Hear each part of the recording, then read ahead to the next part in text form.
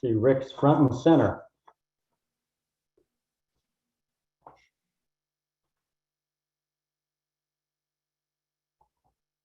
All right, I'm going to call the meeting to order of the General Plan Working Group for Thursday, April 7th, 2022. Lisa Duke. Here. Okay. Rick Dulk. Here. Judith Adamson. Here. Okay. Art Darden. Here. Okay. Mary Ellen Lamouth.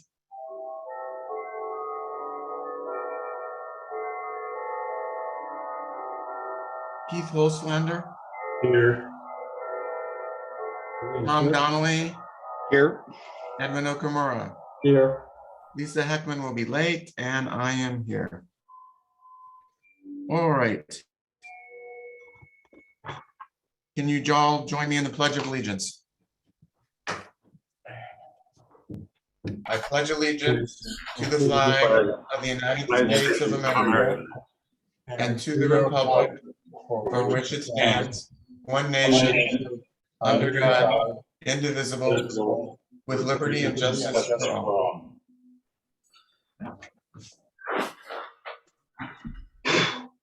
All right, I'm going to open up public comment. Does anyone have any public comment? I don't see any hands. Okay, I'll close public comment. First action item, approval of the minutes of March 3rd, 2022. Do we have, does someone want to start off with the approval of the minutes? I'll make a motion to accept. All right. Do we have a second? I'll I second second. it. Well, Who's second? I'm sorry. I think Tom jumped in there before I did. All right. All in favor, say aye. Aye. Any opposed? Nope. Okay. All right, we're going to go on to 4.1, recap of the March community meetings. Go ahead, Paul. Thank you, Chair. Eunice, would you like to bring the presentation up? I'll go ahead and do that, Paul.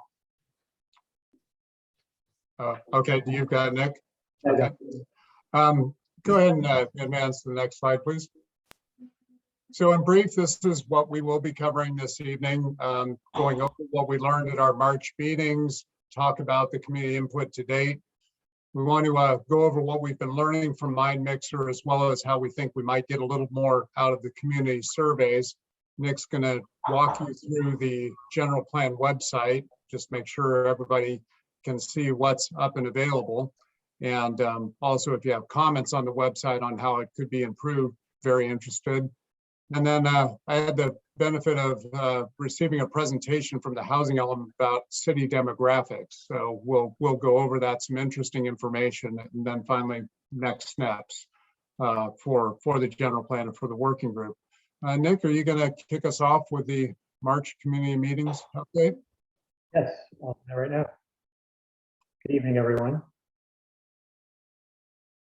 So as many of you are aware, we held two community meetings, one on the evening of Thursday, March 24th, and another one a few days later on the morning of Saturday, March 26th. And even though the meetings were virtual, we were able to make it very similar to an in-person meeting. So we could listen to residents, hear what they had to say about the community and the future of Rio Vista. And we ended up having 7 participants on March 24th, and that did not include city staff, consultants, and general plan working group members. And then we ended up having quite a bit more on Saturday morning of the 26th, having 18 participants attend. We received some really great input at the meetings where we asked for community input during a brainstorming session, which occurred in breakout room format on Saturday, where we were able to break out into 3 breakout groups. The first meeting, we had it as an entire group where we went through the questions. But we basically ran about a 30 to 40-minute exercise asking people, what are the best things about Rio Vista today? What could be better about Rio Vista in the future? What would they like to see in Rio Vista that's not there today, currently? And what are the 2 to 3 biggest issues with a city that should be addressed? Tonight, we're going to go over some of the key themes and comments from a few critical categories that we discussed and how we grouped them. And for the first one, in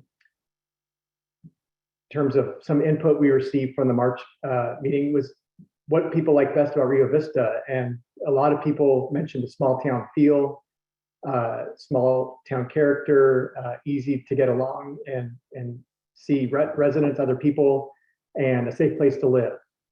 It's close to nature, open space, natural recreational opportunities, and proximity to the river.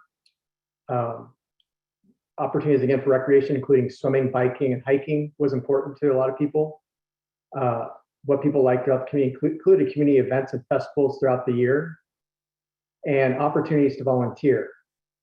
And it was brought to my attention there's approximately 16 nonprofits in the city, which I was not aware of. And I thought that was really great to hear of all the community involvement and people really trying to make Rio Vista a great place to live and wanting to be involved. In terms of land use, which is really the physical aspects of the community, how the city regulates land uses on properties in the city, there was quite a bit of input on keeping the city compact with new development and doing new development in existing built-up areas. A lot of comments on improving the core area of the city, the downtown area, with more shopping opportunities, retail, entertainment, and other amenities. Also looking at adding additional uses in the waterfront area alongside the industrial part, and also adding more medical services and more medical related uses.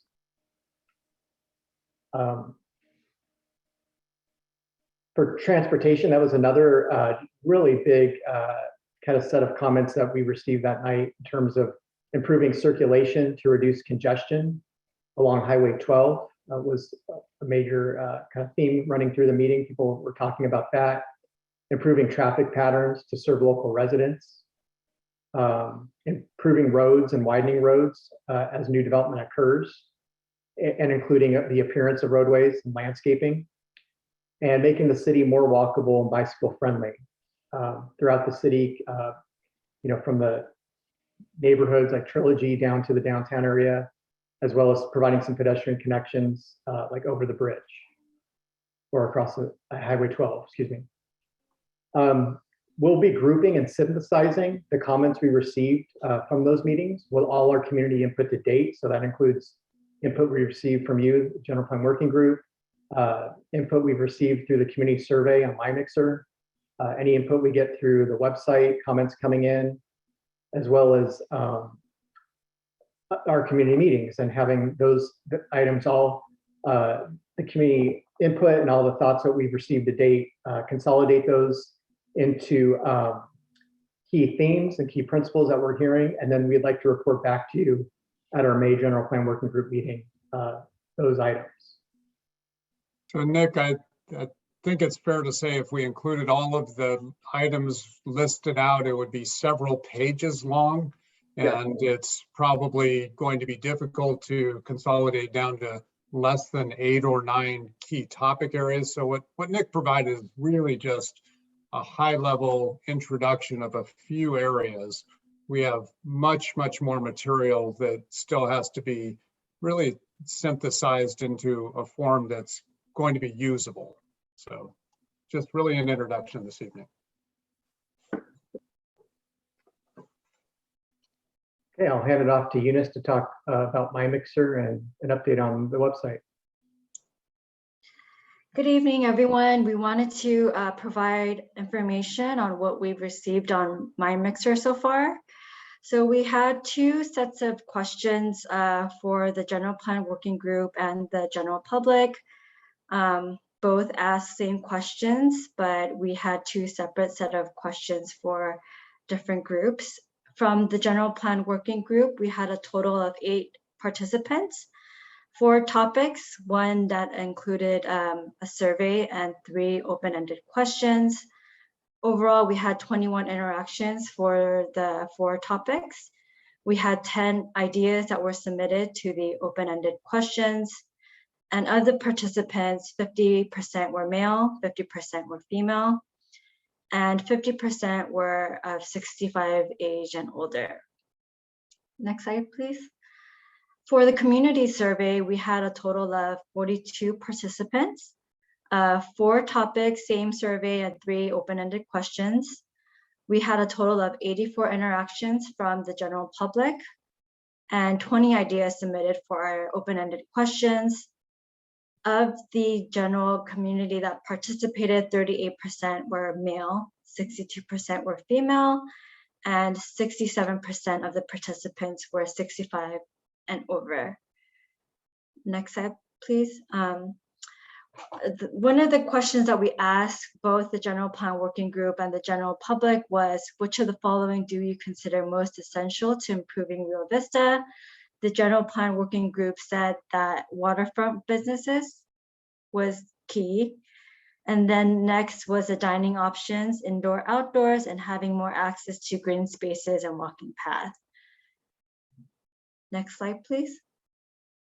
And for the community at large, the most essential to improving Rio Vista was having additional shopping options, additional dining options, and having more healthcare facilities. Could you hold there just a moment? A couple of observations. First of all, we seem to be reaching some segments of the Rio Vista community relatively well with the Mind Mixer survey. I think, as you saw, 67% of respondents are age 65 and older. So that does give us a little bit of concern that we're not yet reaching families. We're going to talk a little bit about how we might improve that by touching, families and younger adults within Rio Vista. But the second observation is there's a lot of alignment between what we heard from the working group and the community that's responded so far.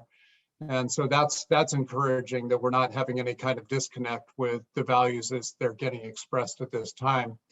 And then finally, we have gotten 42 people to complete the survey, which I'm relatively pleased with. I thought it might be lower than that. So we do want to drive more people to the survey, and we'll talk about ways to do that, but just a few thoughts. So Eunice, if you want to carry on with the next slide. Yes, so we quickly reviewed the general plan priorities discussion and Mind Mixer community surveys. So we had a total of 105 interactions to date, a total of 72 participants, including staff. And we've just reviewed the inputs that we have from the community meetings on March 24th and 26th. And we are looking for additional ways we can reach out to the general public. And some ideas that we currently have is having a survey in the newspaper where people can fill out a survey and submit it by mail, or to have members of the general plan working group set up a table at community meetings such as Little Leagues or other community functions to distribute these paper surveys. Or we would like to take this opportunity to kind of gain input from the working group and ask for suggestions or ideas and ways we can reach out to other different members of the community. So we really have to credit the community member. Robert Caddy came up with the idea of, why don't you just publish this in the Beacon and make it easy for people to drop it off at City Hall or mail it in. And we thought that was a great idea. And thank you to Christine. We've already worked it out with the Beacon. So that will be going forward relatively soon. If any of the general plan working group meeting or general plan working group members were so inclined and wanted to go to a Little League day or soccer or wherever, there's a large group of people congregating with a table and just accept surveys, that would be certainly very much welcomed by our staff. If anybody feels inclined to do that, we realize that's an imposition on your time, but something that you can consider. And then finally, if you have any other ideas about how we can, get these, we haven't really gotten the paper survey copies out in the community yet. So we want to take a shot at that. So I see, Tom, you're at the top of the list with a hand up. Yeah, I was just having an idea, thinking about getting more families involved. There's the Wednesday night food truck thing that goes on out at Liberty Homes, and if there is a way, handouts fine, but, probably a more modern way is if we could have like a QR code that people could use their phone to get it, to take them to the Mind Mixer site. That might be, a really kind of streamlined way to do it. Just thinking of some different ways that, through technology and being at the right place and all, that we can kind of get to kind of a wider audience. But like you're talking about, Little League games might be a good idea. Some of those kinds of things too. Great. Thank you. Art? Yeah, as I've mentioned before, Rio Vision has town halls scheduled once a month. And our next town hall, which I think you already sent out an email regarding it, is Monday night, where Robin Beret, the Public Works Director, will be there. And so handouts, love to, we can always put out, have handouts there for anybody that attends. And we can collect surveys, have them fill out a survey, collect surveys there also at that. The other one is Sidewalk Saturdays. Once a month, the Chamber sponsors Sidewalk Saturday downtown.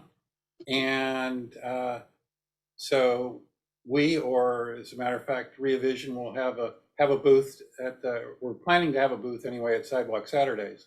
So that's another place that we can hand out surveys, collect surveys, provide handouts to the public as they come through.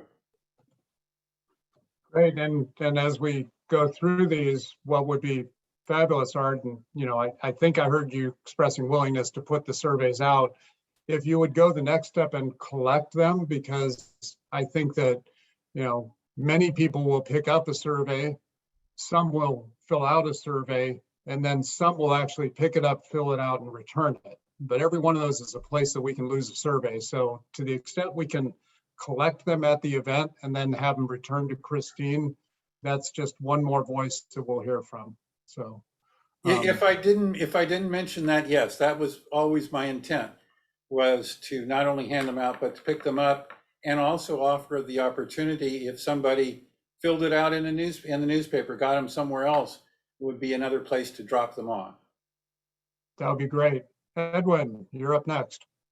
Hi, so I think Tom's idea of the QR code is quite modern, and we really should do that and insert that into the survey if you have a printed one, or even just doing a postcard. I think Lear's is an important place to set up a table potentially. Everyone shops. And then secondarily, the schools, I think, are an important resource to get to the families.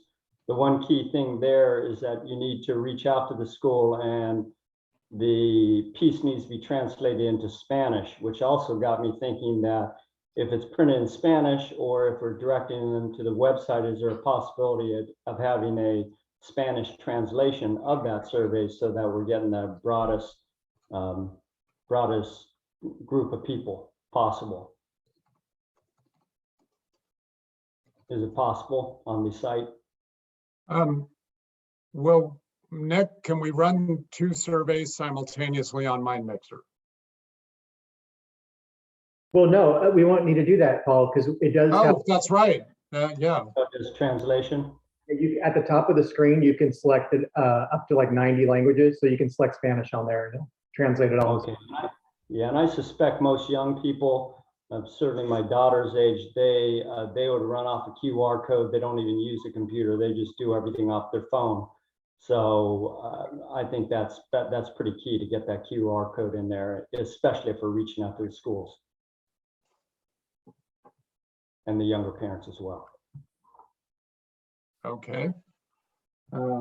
Great. Emmett?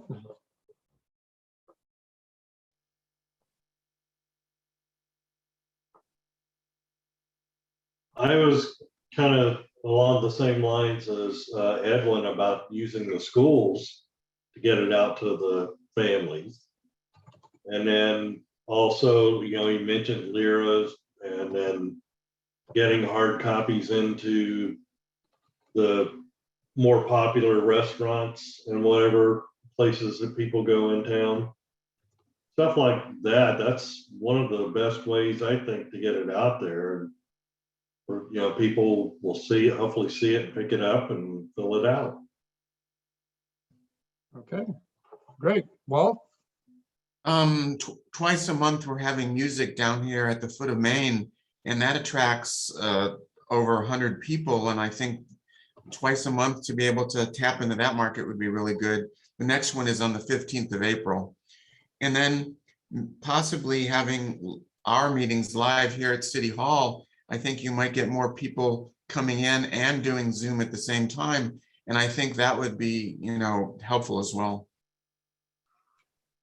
great. And just since you've brought it up, we are going live on these meetings starting next month. Okay. So, okay. Edwin, something else?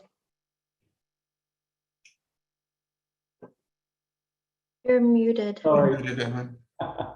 Sorry, one of my most important points being a marketeer, I assume that we have a deadline drop dead for when we want all the survey data in so we can start crunching it.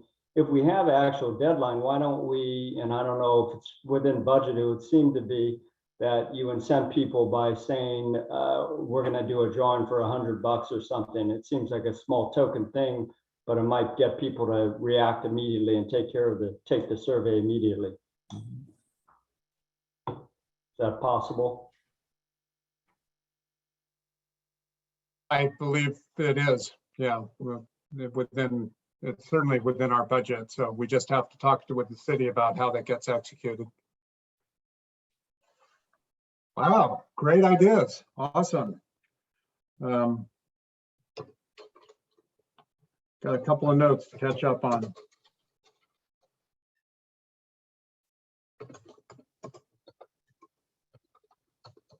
Okay, so you've heard how we're collecting information. We're getting it from these various sources. You were the working group to give us the input, and we really appreciated that. We're getting Mind Mixer input, the survey input. We're getting comments, which tend to be not quite as well organized, but in some ways even more informative. We really find out what's on people's minds. We learned a lot on the 24th and 26th, and we have some great ideas for getting more community surveys. So now the challenge to our staff, to our team, is to take all of this and make it meaningful, get it organized, and try to refine it into key findings. And the significance there is what we're really doing is identifying the priorities of the general plan. We're going to be drawing on all this information to establish a general plan vision statement. And we'll be using this information to really decide how we allocate our resources. Our time is not unlimited. We can't consider every issue under the sun, so we want to really make sure we address deeply those items that the community cares the most about. So that's the purpose of all of this community input on the front end. We anticipate that this collection effort is going to wrap up by the end of this month or so. And at that point, we'll be getting ready to start pushing out what we've learned.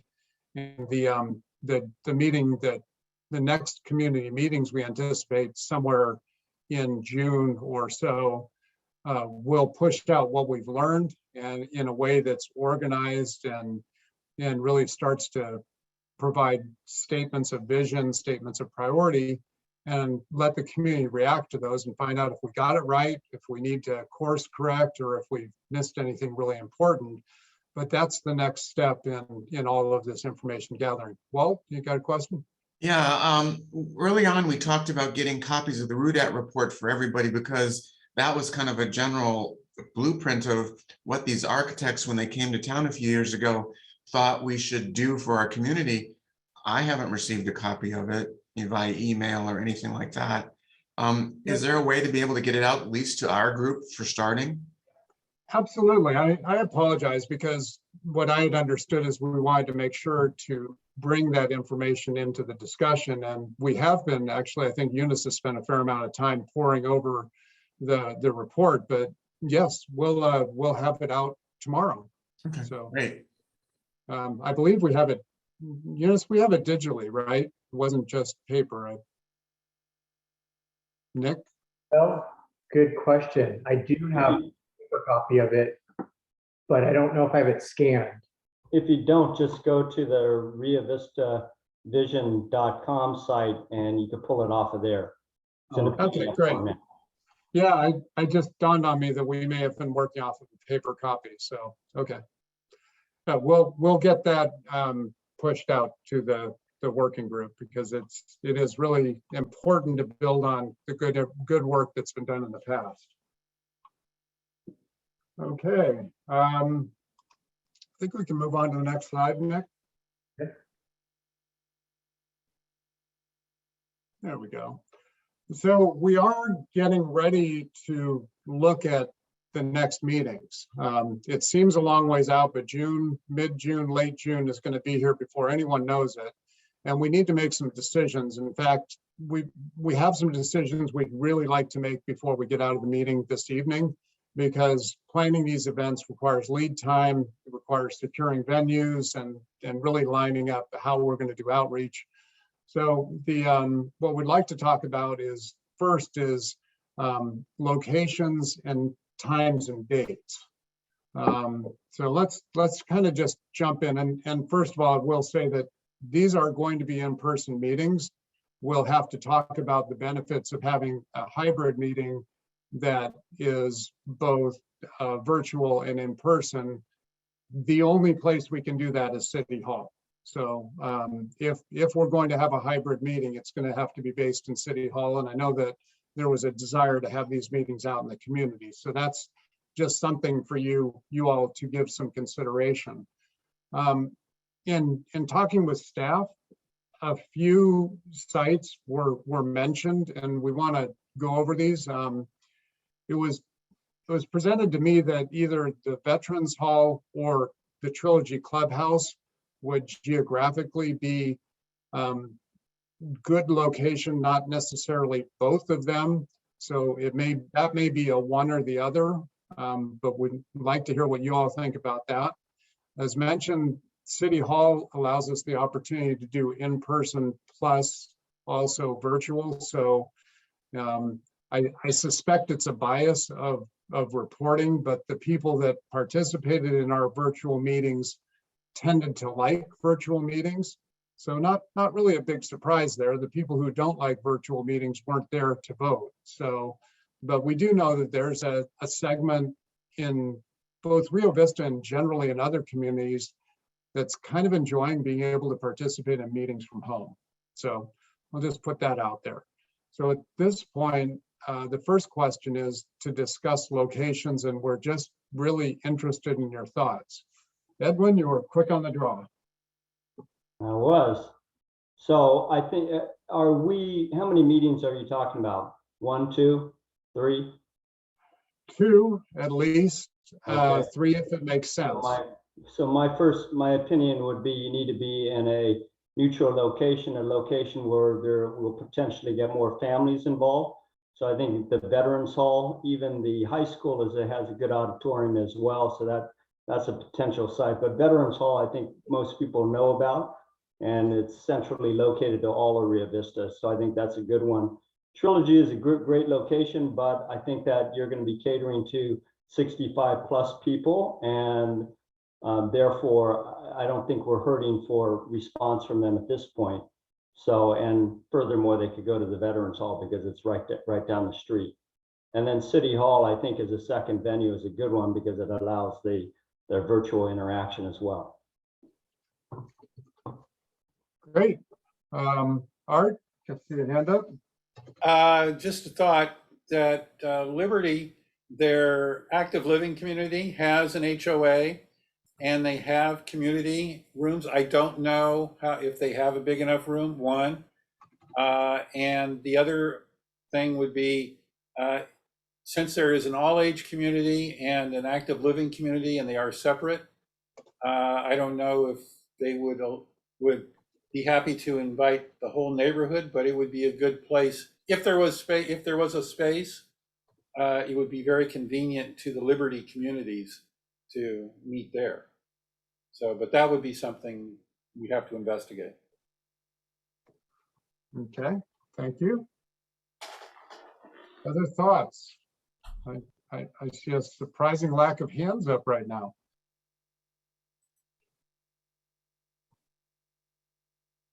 I believe Art had his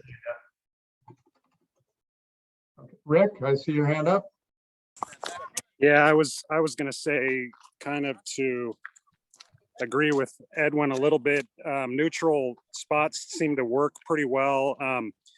If you want to maximize family participation, the schools, for some reason, really have worked well in the past. And I know we could work with the district to get access there. I also get the importance of virtual participation too, but you know, maybe we can do one at City Hall and a one or two at a neutral spot. And I had mentioned, of course, the high school, but of course we had the RUDAT report done at the DH White, and that worked out great. Sorry to interrupt.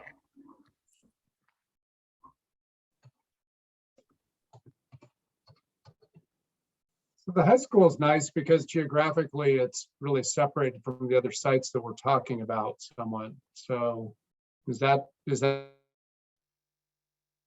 Yeah, that's a good spot. I get really nervous when every person I can see gets completely still because that tells me my screen froze. I don't know how much you heard what I was saying. You froze. Yeah. I didn't froze, you all froze. So the high school is interesting geographically spread out a little bit. Is what do you think of a Veterans Hall, a City Hall, and a high school kind of spread? Is that covering the community? Is that That sounds duplicating? great. I agree with eliminating the Trilogy Clubhouse and even the Liberty part and just going with the Veterans Hall, the school, and City Hall. Sounds great. Yeah, I agree.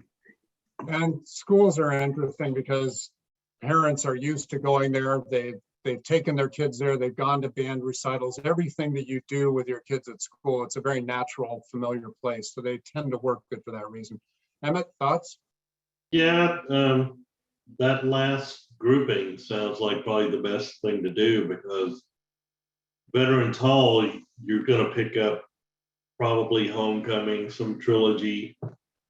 You're probably going to have to really encourage Liberty because they're a little bit further out to go to the Veterans Hall. You'll possibly pick up some Liberty people for the school.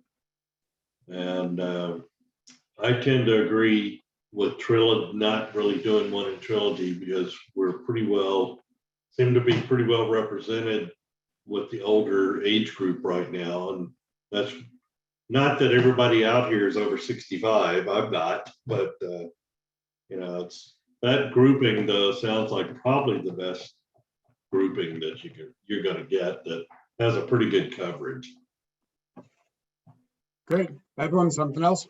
Yeah, no, I was just gonna say, I'm kind of retracting my high school as a location just because that's an auditorium style or not auditorium, it's in a theater style. So there's a speaker at the front and everyone, and then there's an audience. At DH White, it's an open room. And so it makes for a better collaboration. Yeah, we're looking for kind of a multi-purpose where we can set up some tables on the edge and then, the last thing we want to do is lecture to people. That's not a Right. good move. Yeah. So that would be DH White. Okay. Does the high school have a cafeteria, big room?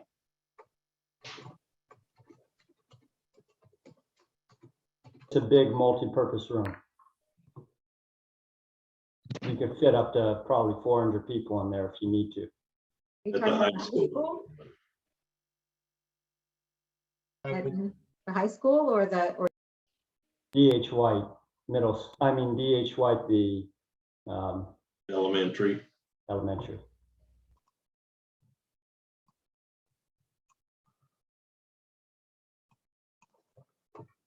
So DH White is essentially located where Veterans Hall is too. Mhm. So it kind of seems like that would be Same redundant, area. having those two sites.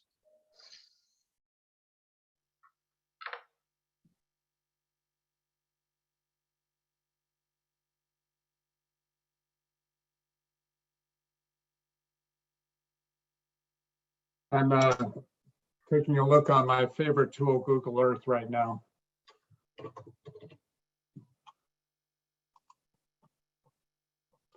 Hey, Paul, if we pick two locations and find out we think we need another meeting time and place, are we flexible enough to be able to do that?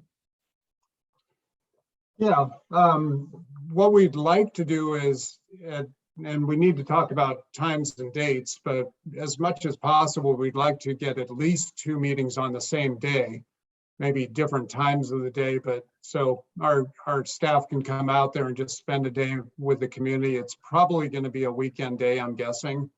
That's, you know, otherwise we'll be missing the working folks. Although maybe, you know, maybe why don't we segue into that discussion about when. We've had a good discussion about where. Let's talk a little bit about when. I'm gonna start this by saying that we did take some knocks, as some of you are aware, that we scheduled our Saturday workshop in conflict with, I believe, Little League. And so there was a group of parents who were occupied and unavailable to come to our Saturday morning. So that's just one thing for us to consider, that if we're after the families, we have to be aware of when those youth events are occurring and avoid those times. So with that said, you know, we need to think about, I suppose a weekday evening is an option, a weekend day, morning or afternoon is an option. Those are what kind of come naturally to me. What do you all think? Good days and times.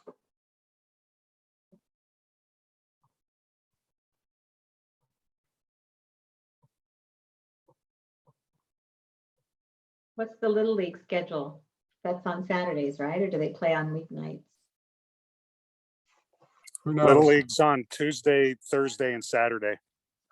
I'm sorry, just Tuesday and Saturday. So Tuesday afternoon into the evening, I take it? No, Tuesday evening, 7:30 to 9. Well, we should stay off of that day, because even though people might not specifically be busy, they'll be getting ready and having dinner and such. So Tuesday night is out.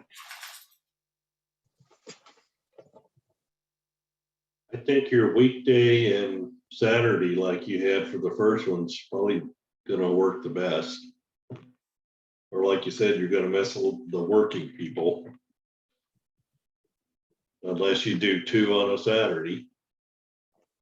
Well, we're considering that, doing two on Saturday. In fact, you know, if we're going to come out and, you know, put on one meeting, it makes sense to try to get a couple. So two different locations, and whether that's, you know, one at noon and one at 4, or one in the morning, one in the afternoon, that's what we need some guidance on. What works best for this community? Probably morning and afternoon. Well, we did Okay. get a lot better, we've got a lot better attendance on our Saturday morning meeting than our evening meeting that we had. The community meetings, I would think Saturdays would be like a 10 o'clock and a 4 o'clock or something, maybe. I don't know. Or 10 and a 2 or something like that, maybe. Yeah, I would tend to think that the earlier and then the later, just because once you get your day started, you're not gonna come back to town. Right. So 4 o'clock to me would be a better time, and then anywhere from 9 to 10 on a Saturday. And then I think Thursdays as well seem to be pretty good days too, just because the people are winding down their week usually. So maybe the city hall one could be on Thursday, for instance.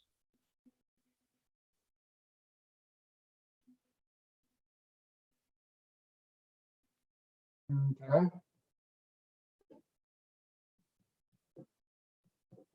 Are you thinking like 6 o'clock for an evening time? Or what time? On during the week, Yeah, yeah, I would say 6 o'clock. Yeah, I think that makes sense.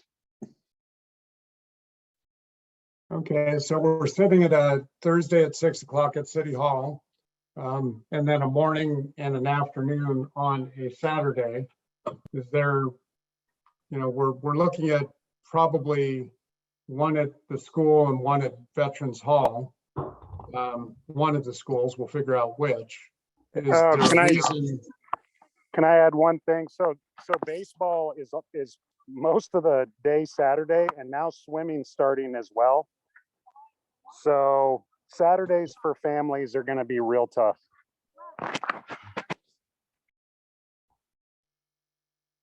I'm not saying eliminate that day. I'm just letting you guys know that We're They get a lot of- available Sundays, but I don't want to, intrude on church, and Sundays does seem to be, the personal day for families. So you all need to tell us what's going to work. Well, I hate to be a buzzkill for you guys, but maybe there should be an in-person on Thursday and then in-person on Saturday. I know it brings you out 2 times, but if you put two meetings on a Saturday and we're talking about June now, you're talking about people taking vacation. They might just not be here on that Saturday. Period. No, we're gonna already, we're on board for a Thursday evening and a Saturday. It's just what on Saturday? And then do we just hope that the families can make it on Thursday evening? I guess that's, Yeah, I know with the root out report, when we did that, I'm almost positive we did it on a Thursday evening. And we drew well over 300 people to that. And there were families. really? I mean. How did you get 300 people to come out? We in our marketing said it was 400, but it was probably closer to 350. We had But we marketed. 7,000 people. But we also marketed straight for, 2 months. So it's a different dynamic here. And actually, you did that twice. There were 2 meetings for the root ad, if I remember correctly. Well, right. So the first one was to get the community input, and then the second one was to give the results from the information that the community provided. So everyone was eager to come back to the second one. Well, if you're gonna Paul, if you're thinking 3 meetings, you could do 2 Thursdays and a Saturday. 2 Thursdays in person with, just to make sure you try and get as many of the families as you can. Don't they play baseball on Thursdays? It's Tuesdays and Saturdays, I think. No, that's Little League. I'm talking regular Oh, baseball. okay. The high school. High school's No. on Thursday. Yeah. What about Wednesdays? So is there big attendance for high school games? Is that what happens? I mean, with Little League, you're talking about the families have their kids there, but high school is a little different dynamic. I think Little League's a little bit more involved than high school. Yeah, I would think.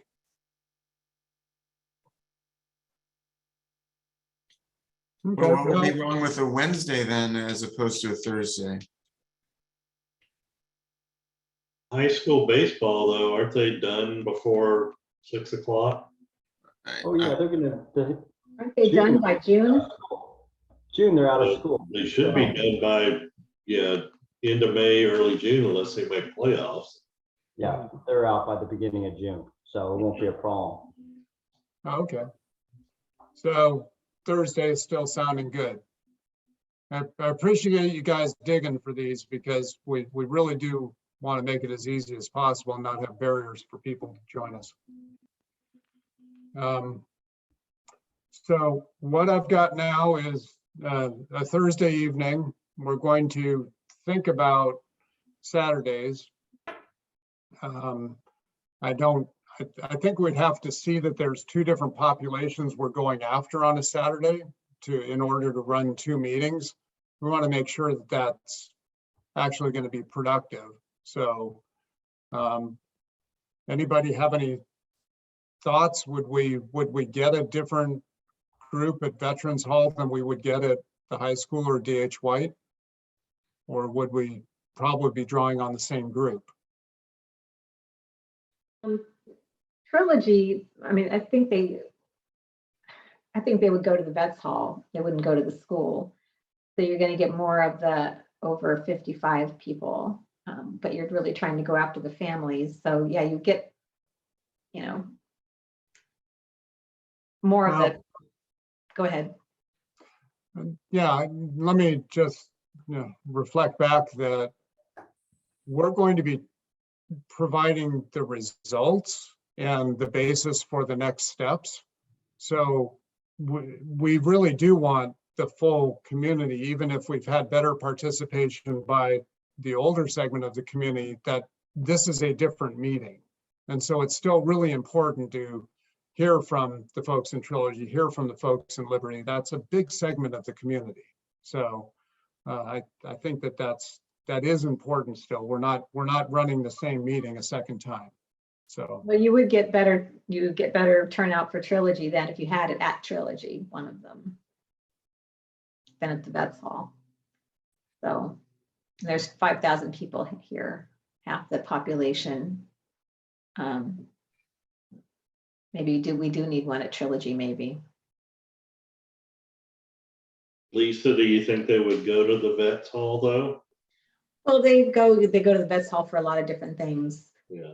You know, different functions. So I could see them doing that. The parking lot's bigger at Trilogy than it is at the Veterans. And some people could walk to the clubhouse. You know, you could get hundreds of people that are within walking distance. Or golf carts. Golf carts and those kinds of things, yeah. Yeah, serve wine and you'll get everybody. Yep, news and food. well, Walt just spent our $100 gift card. Sorry.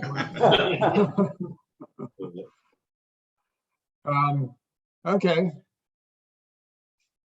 Yeah, maybe Trilogy, you get the Trilogy and hopefully you would I would almost think for sure get Homecoming and Liberty because they're right next to it. Right. And then the school, that's where you would hopefully pick up the core and more families. I mean, you get some families at Trilogy from Homecoming and Liberty. And then the City Hall is hopefully you're getting a good mix of everybody. So there's no issues of access to the Trilogy Clubhouse for the public, right? Or we're not going to run into, we can't have a community meeting or anything like that? I don't think so. People come out here to play golf. They come to the restaurant. They just go to the gate and say, I'm here for a community meeting. Okay, great. Just had to ask because I've sometimes run into limitations on how facilities can be used. So. The city held some COVID, vaccination clinics here for the entire town, so they can come in without a problem.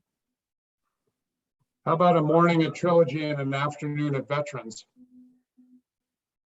That's a good idea. Yeah, on a Saturday. Yeah. Now, the families are probably going to be more busy in the morning. I'm sorry, we've got people. Robbie, did you have something you wanted to throw in? No. Okay, Art, I see a hand. Yeah, Yep, there. just There. having worked in Trilogy several years ago, as far as committees and all that stuff, there has been a policy that Trilogy clubhouses are for Trilogy residents. And so it would require doing the legwork up front to open it up to the public. Right, so when the city worked with Trilogy in order to have the COVID clinics here, they had to work together. So yeah, it'd be the same kind of thing. Great. So we will start that discussion tomorrow. And we may need, it's not uncommon to need resident sponsors or something like that. So we'll see how that goes if we need to. I know that we have residents in Trilogy we may be asking. But I see, Robbie, you're back up. So why don't we get your comment? Just for just for your information, if you go on Rio Vista Little League, they do play Thursday nights at 7 o'clock. Ah, thank you for But looking. when? When does their season end? Usually Little League doesn't end until close to the end of June. Well, And they've also got softball that'll start up at some point in time that'll also be on Saturdays. yeah, Just Thursday, an FYI. Yeah. Wednesday or Thursday makes no difference to our team. I do think we were talking about doing the Wednesday or Thursday evening meeting at City Hall. So that wouldn't be specifically catering to the young families. I think that that's probably our later Saturday afternoon, like maybe a 3 o'clock Saturday afternoon. People have had a chance to get home and had lunch. Does that make sense? Rick, I see a hand. My video's off, guys, because I'm at baseball practice with my son. But so I was sitting next to Chrissy Langlois, who's the president of the Little League, and I just asked her, they go to the end of May. They do have Tuesday, Thursday, Saturday games. But just until the end of May, Rick. That's correct. So again, they'll be wrapped up, so not an issue. That's correct.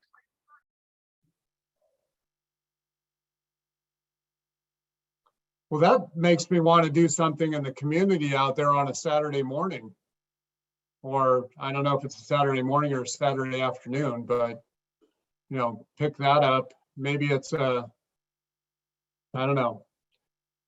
We have a number of sites. We can pick up Trilogy in either a morning or afternoon slot. We can pick up Veterans Hall or one of the schools. Any combination of two of those, we need you all to give us an idea. Rick, see a hand?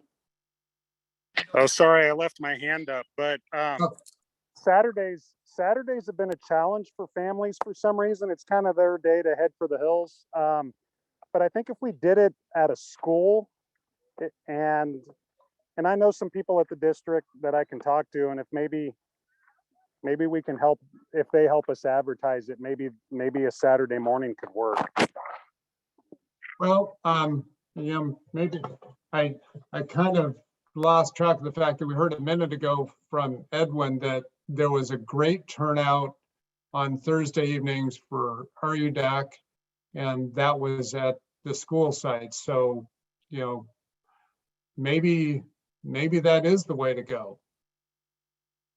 School site on a Thursday, if we know it's worked in the past, that's one of the best endorsements we can have. And then we pick up a couple of sites on Saturday, one of them being City Hall and one of them being somewhere else. And at that point, it's probably veterans, right?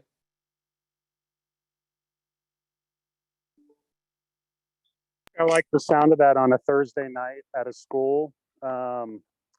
And like I say, I know Ken Gaston is their facilities manager. I know him pretty well. I can reach out to him too if you guys need help with that.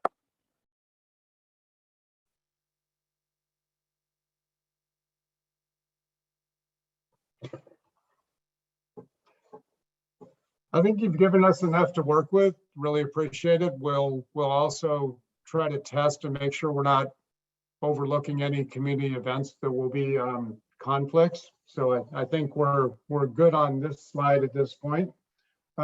Nick, can you go ahead and advance to the next slide? Yeah.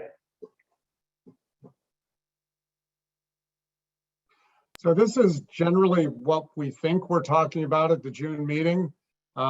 Understand that we're probably going to have a fair number of people who did not participate in the first community meetings. So we think we need to have a recap and kind of an intro. What is the general plan and why is it important?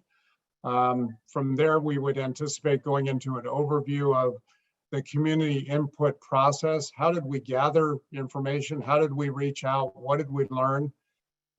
Then probably the most important thing we would do is go over the results, the summary of the results, and we would start talking in terms of vision statements and in community priorities. At that point, we would stop and just take comment. We'd want to hear from the community. We absolutely understood them perfectly, which isn't going to happen. Or we missed something, which is going to happen, or it's a little bit different than we thought. So we'll just learn, and it's a chance for us to put out to the community what we think we've learned and let the community kind of course correct us. Edwin, thoughts? Yes, I was just going to say, I think this is the process.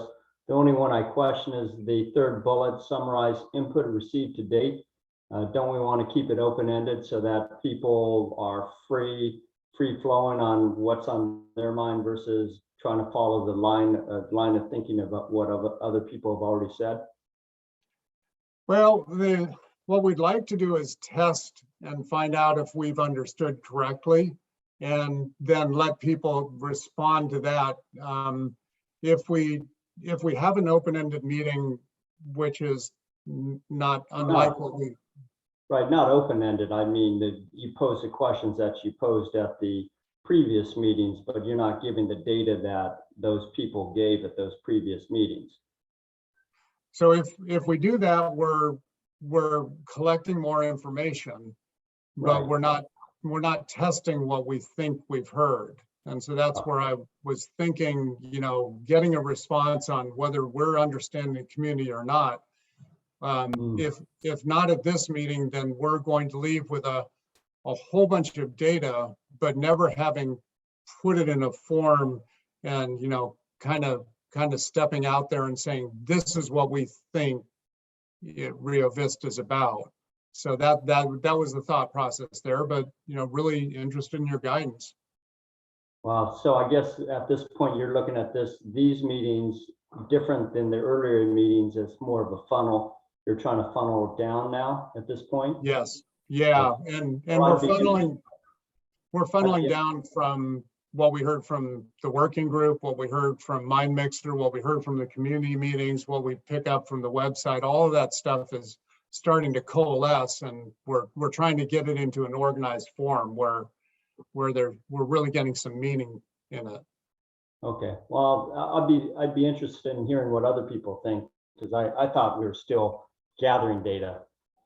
But I mean, if we feel like we've had enough data supplied at that point, which at this point, I don't think we have. But if at that point we have, then I understand the logic. Okay. Emmett?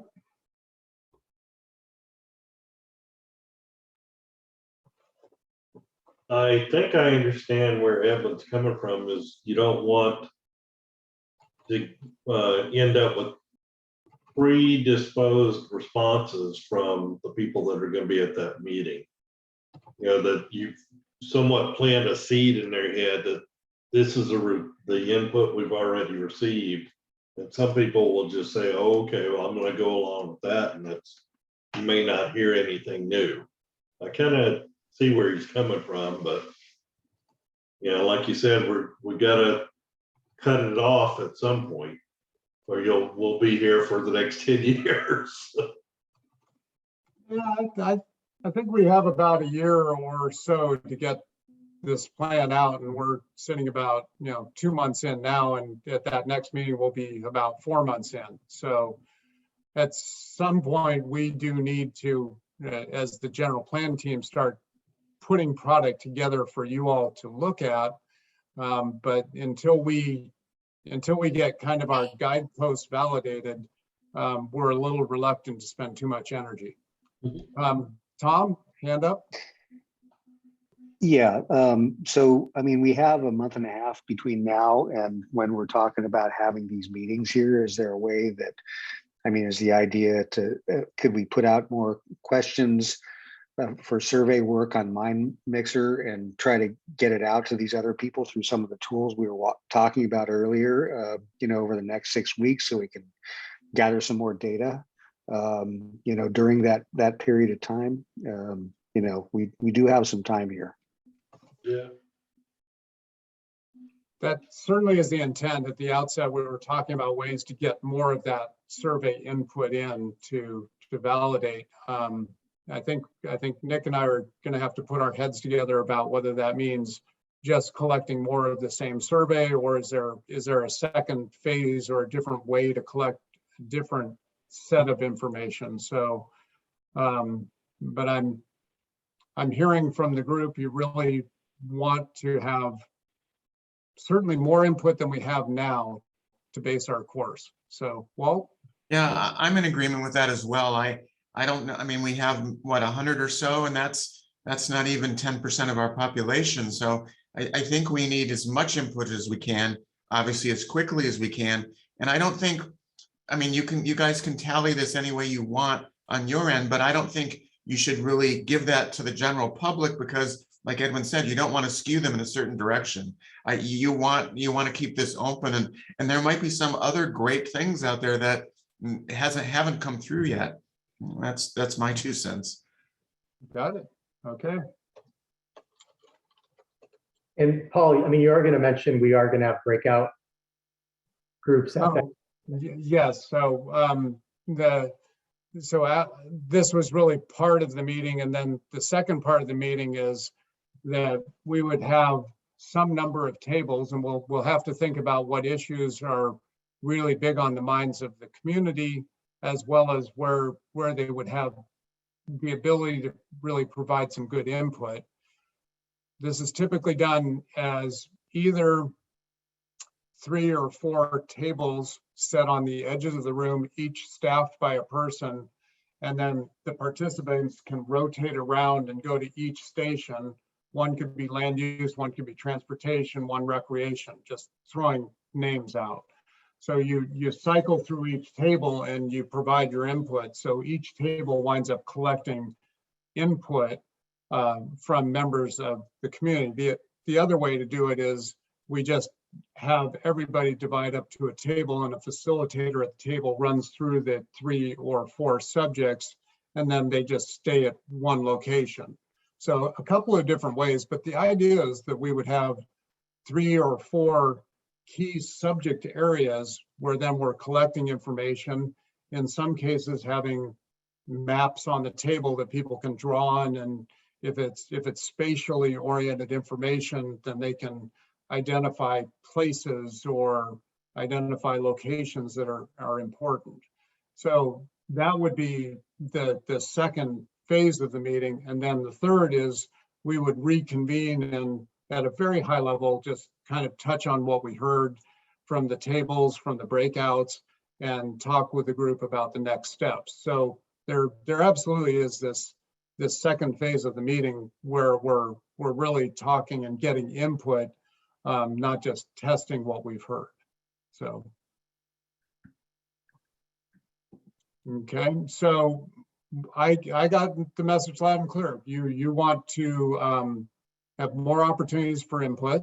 You want to certainly keep pushing the survey, maybe think about other ways, and we'll have to be assessing in about 30 days whether we're in a position to start testing what we've learned, or whether we're still very much in an information gathering mode. That's something we can work on and resolve at our next meeting, because we unlike scheduling rooms, that type of work we can do fairly quickly and be fairly nimble. So the programming of the evening doesn't have to get figured out tonight, but we've heard clearly the working group's desire to have more community input. So any thoughts on this before we move on? Okay, next slide, Nick.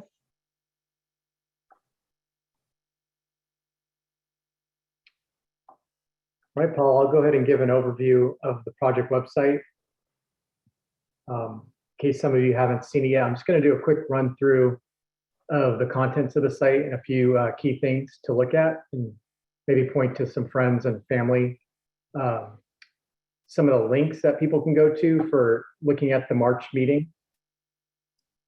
and the videos there. So one moment, I'll bring up my screen. Can everyone see the site? Yeah, okay. Yes. So as you know, we had mentioned last month, the MyMixer site's great for getting public input, people taking surveys and gathering information, but having a site where we have general information about the general plan is going to be important, and how to get involved, and posting videos and meeting summaries and things like that are now on this website. And this is now live. This went live, I believe, about 2 or 3 weeks ago, right before the March meetings that we had. So the very first homepage, when you get there, it provides an overview of the general plan update. What is it entailing? We also have like a little area here too, if you want to go watch the recordings from the first community meetings. You can go to our YouTube channel to watch those. It also has information on what a general plan is, why we're doing it, why cities are asked to do that from the state, a timeline for completion, what we're looking at in terms of a timeline and milestones. You've seen that chart before in our presentations.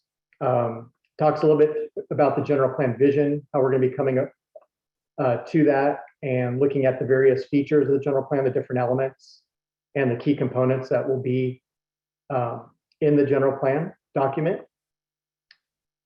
And then we also have contact information. People can, as you scroll down, people can write in their name, their email address, phone number, and give us a message. So if they have any questions or comments regarding the plan, upcoming meetings, or any general questions about the process, we are getting those here through the new website. We also provide a fact sheet for general plan process. This is a double-sided fact sheet I've shown you before, and also how people can look at the existing general plan if they want to take a look at the 2001 plan and see what that has during the beginning of this process. I'm going to scroll back up. Again, as a home page, how to get involved is another tab, and this really is good for getting public participation, for people who want their input. This is where we'll have updates on community workshops. But we do give an overview of the different sets of workshops that are happening, such as the March meetings for the very beginning workshops. The upcoming workshop number 2 will be in summer of this year, and then the final set of workshops will be later this fall. We have a link that takes you to the MyMixer site, so people can go over there and again take the survey there and provide their ideas. And then we also have your information as well, the general plan working group, what that entails. We have meeting agendas, meeting minutes, meeting videos, and then your information as well if people want to contact you directly about the process or the general plan update project. A couple other key features to see on the site are we do have a frequently asked questions tab, so people can look at what is a general plan, what it's designed to be, what's the purpose, why update it. There's just things that people generally ask about general plan when we do general plans. These are kind of the typical questions. We try to answer those for people to look at, and also how the plan will be implemented. We can certainly add more information as we go along. This is not going to be a static website. We are going to add more information as we go along, particularly as we develop products for people to review. Here are the past events, so people can click on these and just get more information about those events. But we do have under updates where people can go to the individual meetings, and we have the video recordings from the March 24th and 26th meetings. And then we did put the meeting summary as well here, where we did the breakout groups, and we had listed all the comments we received as we did the virtual whiteboards. If people recall those notes we had up on the electronic board, all the comments we had received, people can see all those here, or they can also watch the video presentation as well. I'm just quickly going through here. If you'd like to go take a look at these, I recommend you taking a look at these comments. And we also, again, have not only the meeting videos, but also the breakout sessions as well. So we did video record those as we broke out into the individual groups. And then people can leave a reply here as well. So same thing for the 24th meeting. People can click on that as well and get that information.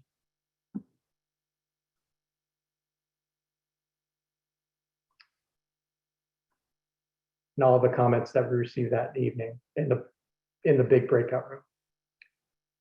So are there any questions or comments on the site? Any thoughts? Emma, first up.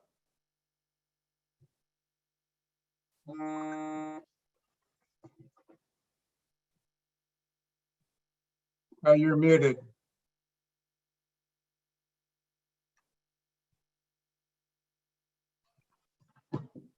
Sorry. There you go. That photo, first photo on your homepage, it's a nice photo and everything, but I've noticed that just in a little bit of time we've lived here, there seems to be a little bit of a rub between the core and the outer communities. And I'm just wondering if some people are gonna look at that and say, oh, there's a photograph of Trilogy again. No, I'm glad you brought that up because I It's had on thought everything. thought the same thing a couple of weeks ago. I thought, that's just sending the Yeah. wrong signal that Trilogy is like the main driver of everything in town.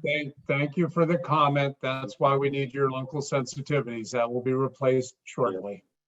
We have lots of great pictures of Rio Vista. Yeah, I'm thinking the one of the bridge and the promenade might be a good opening one, or just the bridge and the river or something like that. Absolutely. What everybody seems to associate with. Those are the local optics that you can really help us with. Edwin? Hello. So I definitely don't think it's a beautifully designed website, but on the other hand, I think it has a lot of really good content on it. That's my first point. The second one is really the more important one, and that is that the mind mixer, and it confused me earlier on when we talked about two different sites. That's going to be confusing to the public. This Rio Vista 2045 is the best URL, and thank Rick for that. But I think that mind mixer should be front and center on this homepage because we're trying to get data from them. So if there's a way of putting that, I mean, I don't know from a design perspective, but we already know it's Rio Vista General Plan 2045. On that, in that image, whatever that image will be, it seems to me we should put a link directly to that mind mixer to get people to participate, and just it links over right away. And then if they want to read all the rest, they can, because it seems like 2 clicks to get to the get involved. I don't know if they're going to readily click on that. Makes sense. Great, Yeah, great and input. my input's related to that also, that just to set it up, the interface of the website, to click on the take a survey, have that open a new window so we don't go away from the general plan window. I think that would be a better interface point so we don't lose people from the general plan webpage that way.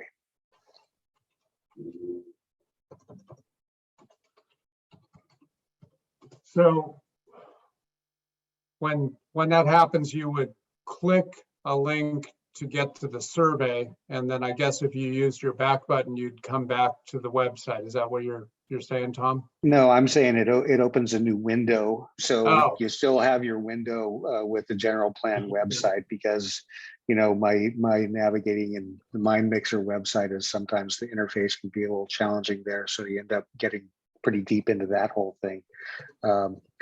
Yeah, but just to make it so you can get back to the general plan website more easily that way, just by going back to that separate window. But yeah, I like Edwin's idea that, you know, we have a button just maybe, you know, next to the image or something on the home screen here to say, you know, provide your input, don't have it a page deep. I think right up front and center is the place to have it. Great. Any other thoughts?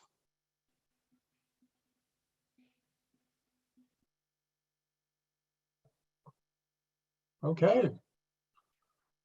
Thank you for the input. We'll make those changes and we'll continue to refine this website to not only keep it fresh, but make it as user-friendly as possible. That's the goal. So any additional input is always welcome.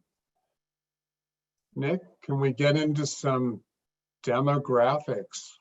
Yes, exciting part. It looks like Judith had her hand up, though. Oh, I'm sorry. Yes, Judith. This is a general question. Obviously, a lot of people say develop the downtown with shops and restaurants.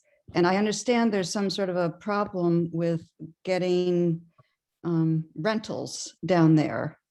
That is there a way that that I could understand what the issue is? Because it seems like we get all these ideas and then, you know, businesses aren't going to be able to rent spots.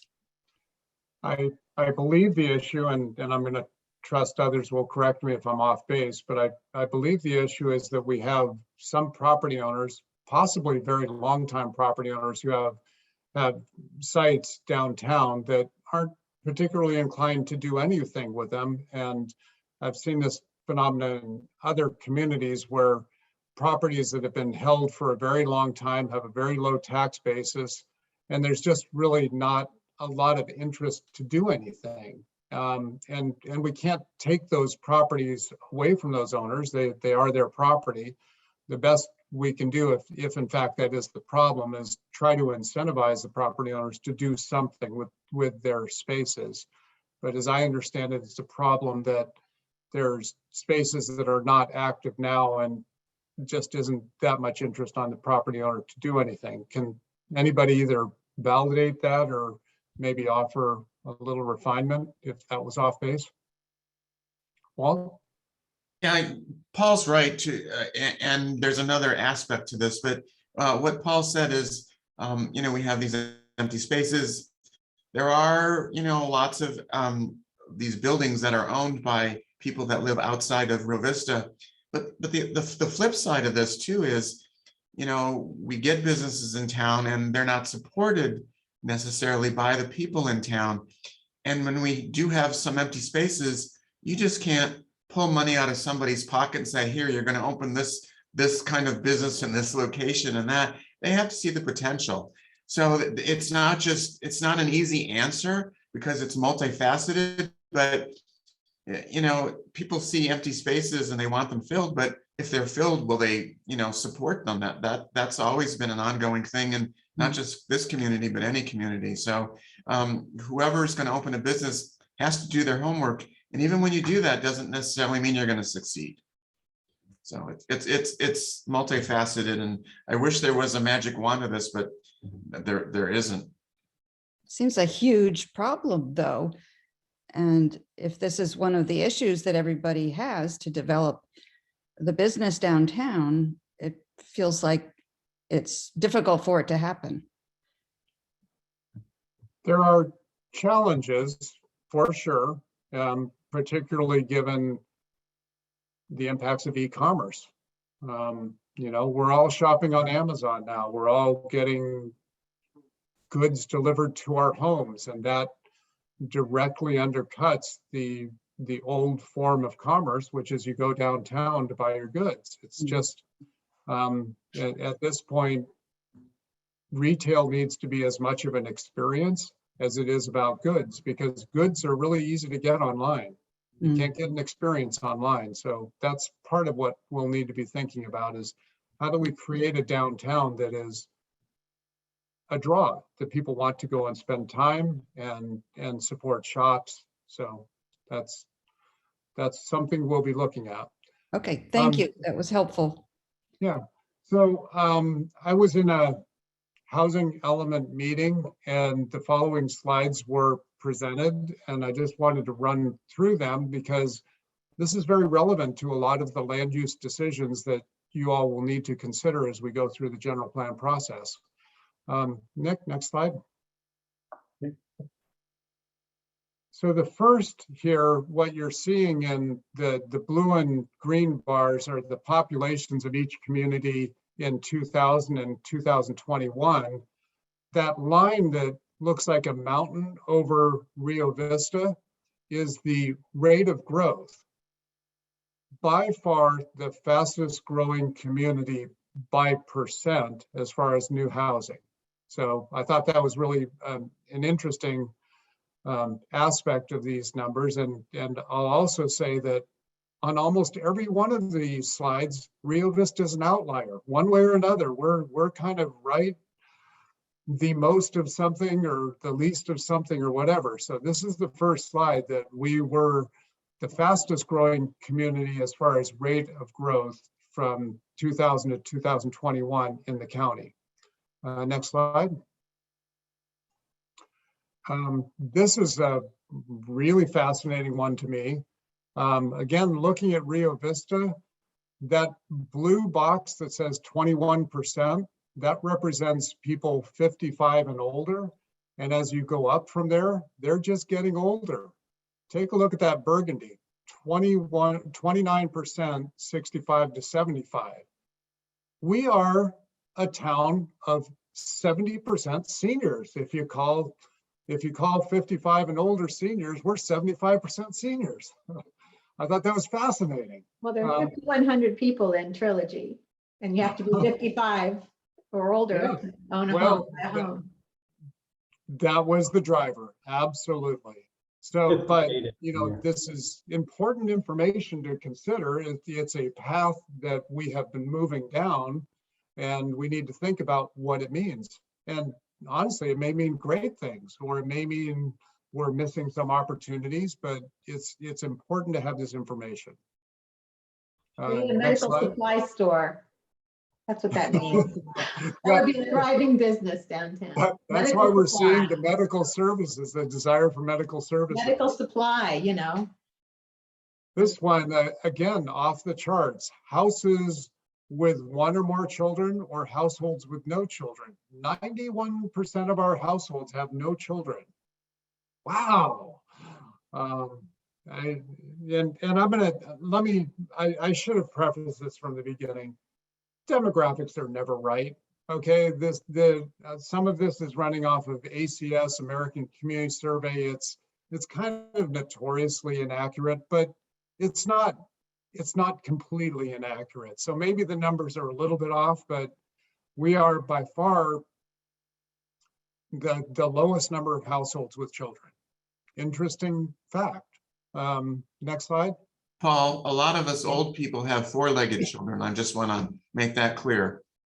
Okay, so we have to consider the canines and the felines. Correct. Okay. So we are also the whitest community.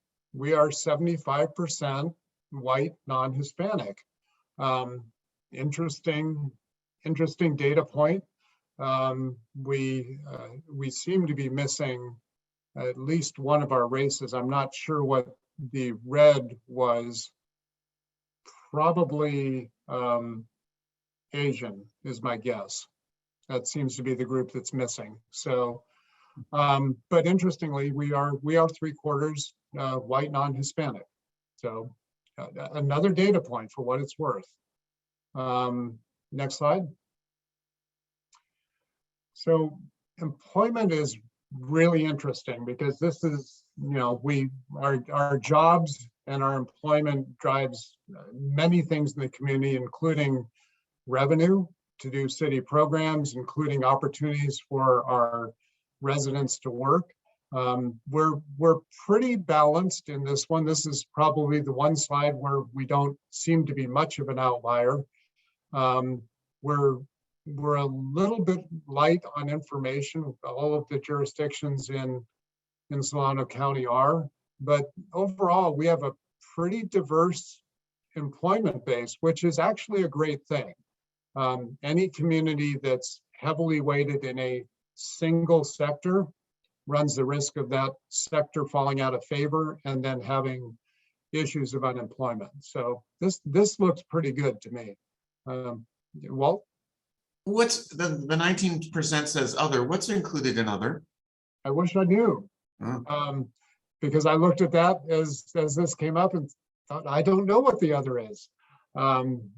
So I can check in with Placeworks that they collected this information and find out what the definition of other is for the ACS, American Community Survey. What is information? Is that information technology? What is that? That's how I'm interpreting it, Edwin, is I believe it would be IT, internet related services. Thank you. Emmett? I'm surprised that there isn't a little bit more of that lighter blue for agriculture and natural resources for Rio Vista. Isn't the darker blue the agriculture and the lighter blue is the information? Yeah, so 13%. Oh, okay, okay. Well, that's Really hard to tell from the legend, but yeah, look at Dixon. They've got a 3% blue down at the bottom. Which one is that? Which blue is that one? so I believe that is agriculture, the 3%, and that's kind of borne out when you look at the county and they have 8%. So I believe what you're seeing as the 13% in Rio Vista is retail. Yeah. Oh, the color looks. Yeah. I see. Yeah, Okay. it's such a tiny swath, but I believe that is retail. Yeah. Well, like I said, I'm still a little surprised that there's not a bigger agriculture and natural resources around Rio Vista, because they do seem to grow quite a bit of hay and everything, and then you've got a lot of grazing cattle and sheep and everything else.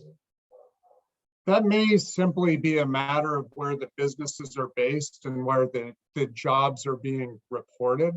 So it could well be that we have people working on lands that are in Rio Vista, but the jobs are being attributed to a company that isn't in Rio Vista. Oh, okay. So, And Walt, I agree with you. The four-legged ones should be, you should be able to deduct them on your taxes too, just like a kid. Because some of them are just like kids. sometimes I wish my kids were as good as my dog, but not good there. All right, next slide.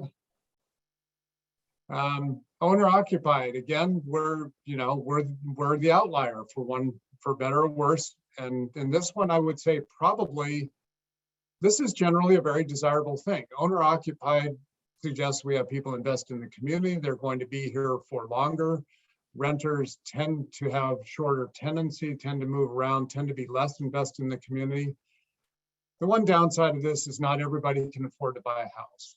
So some folks are just not in a position to enter ownership, and that's where having limited rental opportunities is not a great asset. So next slide. And then housing types.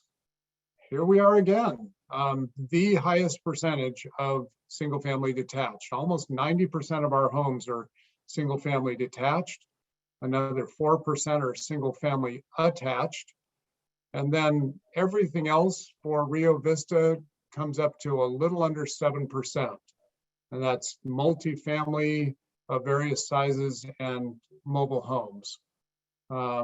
As far as straight multifamily, barely 3% of our housing is in straight multifamily.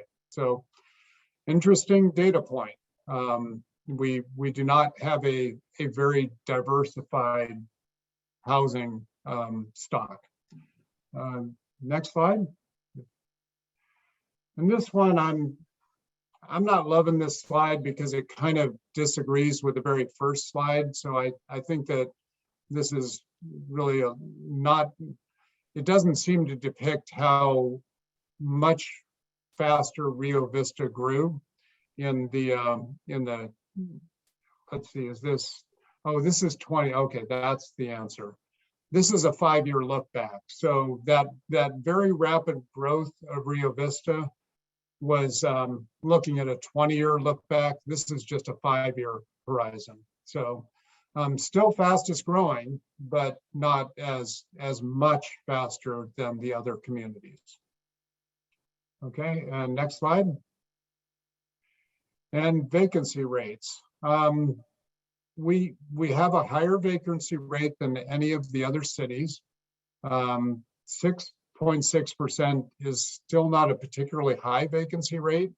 As you start to move down to the 3% vacancy rate, you're pretty locked up. People are really having a hard time finding a place to live. So I'm not sure exactly what that vacancy rate is reflecting. It could be a combination of homes that are available for rental as well as homes that are up for sale. There may be more to this story, but we do, at least in this look from DOF, we have a higher vacancy rate in our homes than other agencies. I think that might be the last slide, Nick, if I'm not mistaken. Yeah. So Nick, I've been talking a whole lot. Why don't you talk us through the next steps? Okay. So we will be having our next general plan working group meeting in early May on Thursday, May 5th. We had earlier talked about some of the items we'll be discussing, including looking at all the input we've received to date and compiling that into something that we can present to you in the different key themes and ideas that we've heard to date. We'll be preparing for the upcoming community meetings over the next month, and we'll be coordinating with city staff as well as working, I'm sure, with many of you on the general plan working group to get contacts and information for setting up the upcoming meetings. And for the upcoming meeting this Monday, there's an active transportation plan meeting on Monday, April 11th, and hopefully that will be well attended. And we will look to providing some information, as we discussed, to pass out at that meeting. So perhaps some fact sheets and a survey we can have available to pass out during the Monday evening meeting. And then for the draft housing element, Paul, I don't know too much about that, but I believe that looks like it's due in mid-June to the client, to the city.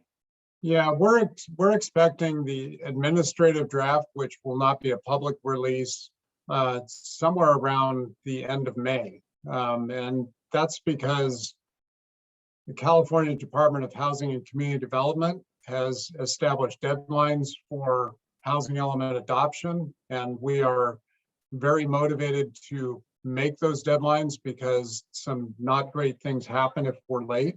Not the end of the world, but we want to make them if we can. And then HCD also decided to throw some extra review steps and lengthen their review periods. So in essence, they gobbled up about 2 months or 3 months of the time we had to write the housing element, but didn't change the deadlines. So all of that is resulting in PlaceWorks is working very quickly on the housing element. You'll be notified as GPAC or General Plan Working Group members when work products are available. Nick, just kind of jumping back to the ATP meeting, it would be great if we could get that survey that right now I think it's formatted to fit on 3 pages. If we could somehow get that survey to where it's still legible, but can present on 1 page so that people could just fill out a 1-page thing. Let's see if we can do that. And we'll also need to do that and then get copies available so that Art can have them at the ATP meeting. Make sense? Yep, Paul, did you mean front and back when you say 1 page? If we need to go front and back, yeah. It seemed like it was rather spread out the way it's formatted, but at least, you know, at least get it on no more than 2 pages. Yeah, front and back would be fine. Okay. Just a little bit easier for people to handle. So, okay. Anything from the working group before we wrap this up? Any questions, comments, thoughts? Tom? Yeah, just one other item about that. Again, you know, as we talked about before, just trying to make sure we're actively gathering information as much as we can between, you know, over the next 45 days here. So that survey that you're talking about, I think it would be great if we could get it into some kind of a digital form, as we talked about, so that we can ensure kind of a broader participation that way. Oh, and when you say digital form, what do you mean? Well, like I heard the was saying, QR. is that, if we have this QR code, I mean, if there's an option where we can post this, a QR code that people can take the survey on their smartphone, that can get us a much broader audience, and people will look at it as something they can do maybe when they're waiting someplace or something. So just as a more kind of open, easier way for the citizenry to get their opinions out there. And if it's a mind mixer survey it takes them to, or whatever, I think we need to figure out an approach there that's a non-paper type of an approach. Great, makes sense. Emmett? Since we haven't actually had a in-person meeting, where exactly will it be? City Hall? Yes, it will, because that's what we need in order to record the meeting and allow participation. So far, we have not had community members expressing a lot of interest in joining us, but they're certainly welcome. And so Okay. I it will just be want to make sure I go to the right location. City Hall, 5 o'clock, Yep. same time. Okay. Cinco Any de other- Mayo meeting. Yep. Yep. Oh, Who's boy. bringing the chips and salsa? Well, that means I can't go out and have a huge burrito and chips at lunch because I'll be falling asleep. All right. Any other comments? Any other questions? As always, we really appreciate the working group's time and input. We'll be thinking hard about how we can get more input through the survey and other venues, and then look forward to talking in May as we really refine what that next pair of community or next 3 or so community meetings will look like. So thank you for your time, and hope everybody has a great evening. Thanks, everybody. Thank you. Good night. Hi. Take care. Night. Night. Night, thanks.